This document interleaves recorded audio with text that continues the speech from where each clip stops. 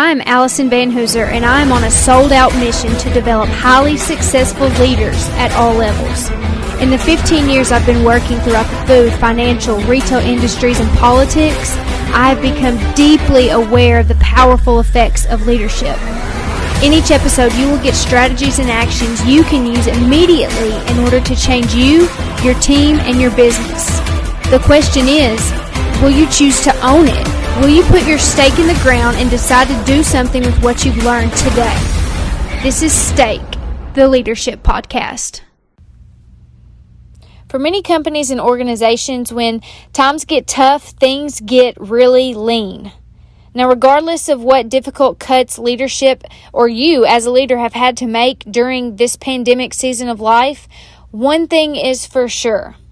Performance evaluations must be kept, not cut. And today, we're going to talk about why. So here's what we know. Employee engagement rates highly correlate with the level of clear, consistent performance feedback that an employee receives from their manager, their supervisor, their leader.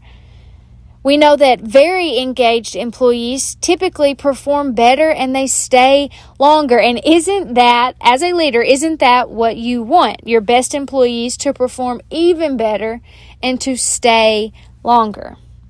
So, let's talk about some things you need to consider as a leader when it comes to your option to choose to continue to do performance evaluations during this crazy pandemic season or not. Now, I know that no one needs more stress added to their plates right now. That's obvious. And for many people, and as an employee, the idea of receiving a performance evaluation, that brings on stress. However, for high-performing employees, once they've received a clear, direct, accurate performance evaluation, their stress level is going to go down. Not up, it's going to go down. Why is that? It's because they're no longer asking themselves anxious questions. They don't have anxious questions filling their mind as they're working. They're not thinking, oh no, am I doing everything my boss wants? Am I doing it right?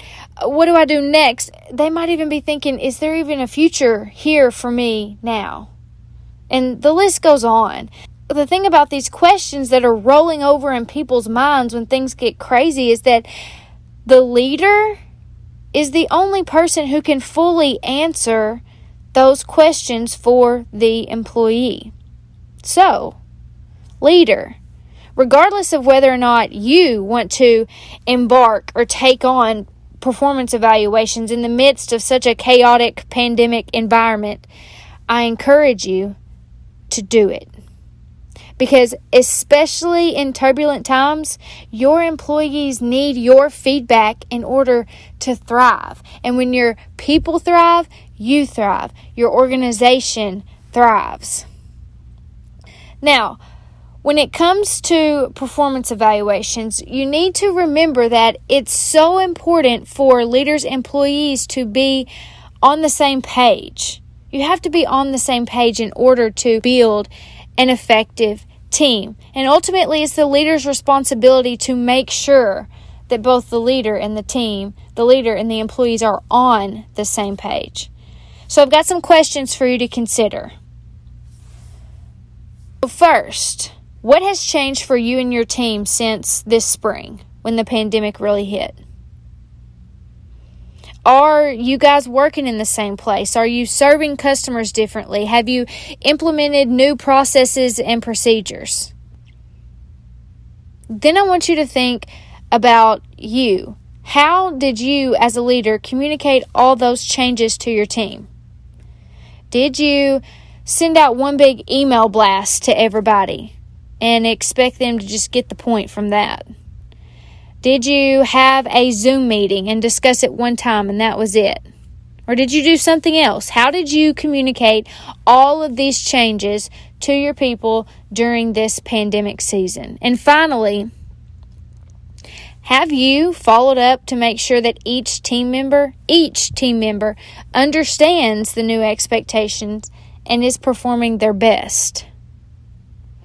Now, that's a lot of questions, but as you thought through those as I was saying them, if your answers to these questions are not black and white, then you need to know that it's your responsibility to make this right.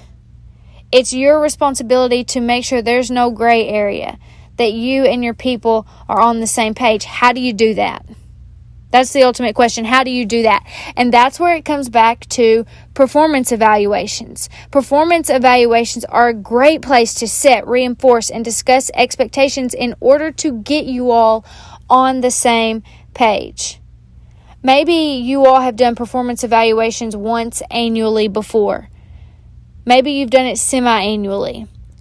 Maybe this is the perfect time for you to start communicating with them on a monthly basis or an even more frequent basis. Ultimately, there's been so many changes for so many organizations, so many teams during this season. And when changes increase, the need for improved communication increases too. So leader, do not cut performance evaluations. Keep them. So I'll leave you with this today. Leader, employees want and need to hear directly from you, especially during a pandemic. Please don't make the mistake of thinking that you should take it easy on them and not give them a performance evaluation this year because everything has been nuts. That would be a mistake. And I'll say this straight up. Even if you can't give raises this year, I know it's been tough.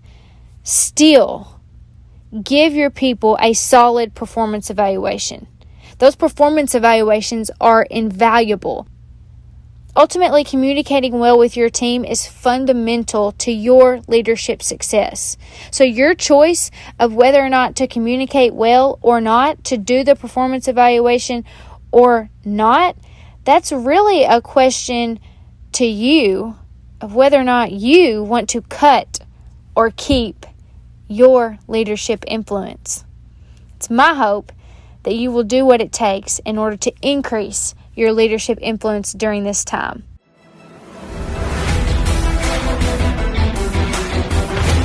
Thank you so much for tuning in today. For the links to everything mentioned in this episode, check out the show notes. And if you'd like more practical, tactical leadership development content, go to www.vanhooser.com for my weekly blog and all the links to my social media channels. If it makes sense to start improving the leadership skills of your managers and supervisors, let's talk about training options for your team. Email me at allison@vanhooser.com.